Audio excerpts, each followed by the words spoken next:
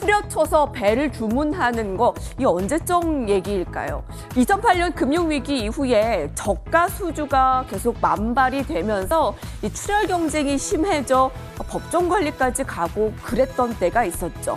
지금은 배값이 12년 만에 최고치를 찍었습니다. 글로벌 조선업계 호황이라고 하는데요. 오랫동안 국내 조선사들 실적에 발목을 잡았던 저가 수주 관행에서 벗어나는 것으로 보입니다. 긍정적인 평가를 받고 있는데 이렇게 신조선가가 12년 만에 최고치를 찍은 이유, 선박 발주의 증가, 원자재 가격 등의 상승 등으로 보고 있습니다.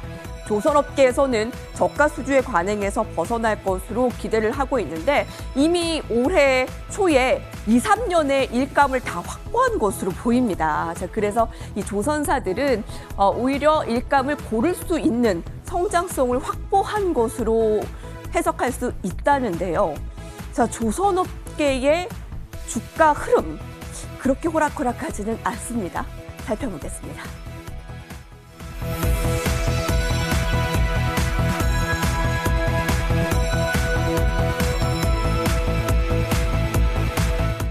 자, 후려쳐서 배 주문하는 그런 저가 수주를 벗어나서 지금 조선업계에 반가운 소식이 들려오고 있습니다.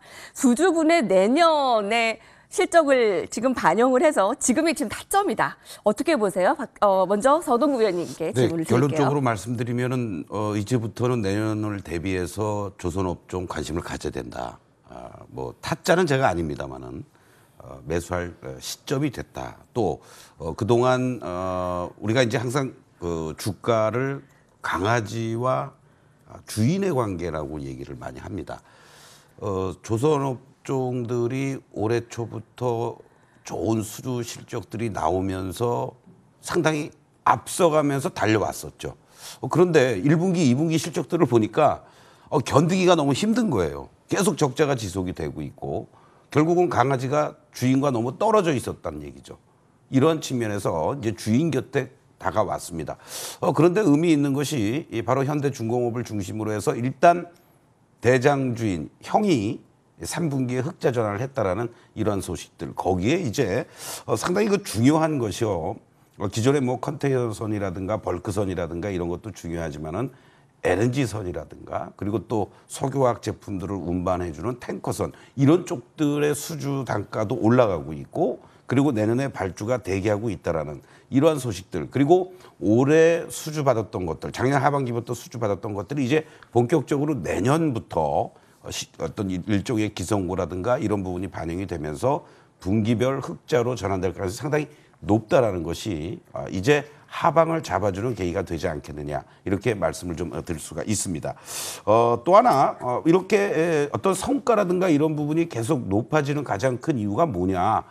물론 뭐 여러분들 뉴스를 통해서 다 아시겠습니다만 원자재 가격 상승 결국 후판 가격 상승 그러한 부분들이 당연히 어떤 위치가 조선사들이 갑의 위치에 서게 됐다라는 거죠. 그런 측면에서 가격의 전이가 쉽게 이루어질 수 있는 계기가 되었다라는 것이고 그리고 또 하나 환경 규제 강화가 IMO 2023이라는 것입니다. 이제 결국은 조선주들도 배들도 친환경으로 바꿔야 된다. 노후 배들 몰고 다니면서 바다에 기름 뿌리고 막 이러지 말아라. 일종의 쉽게 얘기하면 그런 겁니다. 이런 것들로 인해서 노후 선박들의 교체 수요도 빠르게 되고 있고 이번에 특히 이러한 코로나 이후에 수요 급증이라든가 이런 공급망에 문제가 생기면서 선사들도 빨리 발주를 하려는 이런 어떤 움직임까지 동시에 이루어졌었던 게 아니냐 이렇게도 볼 수 있습니다.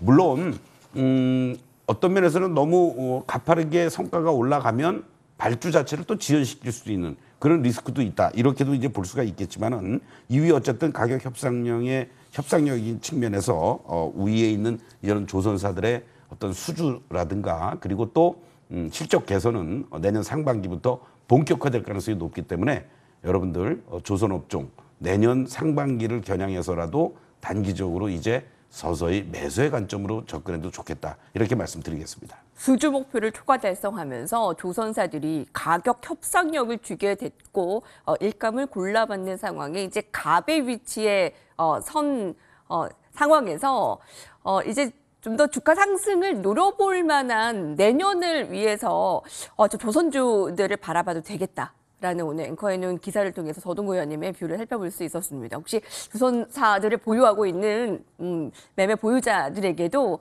오늘 도움이 되셨을 것 같아요.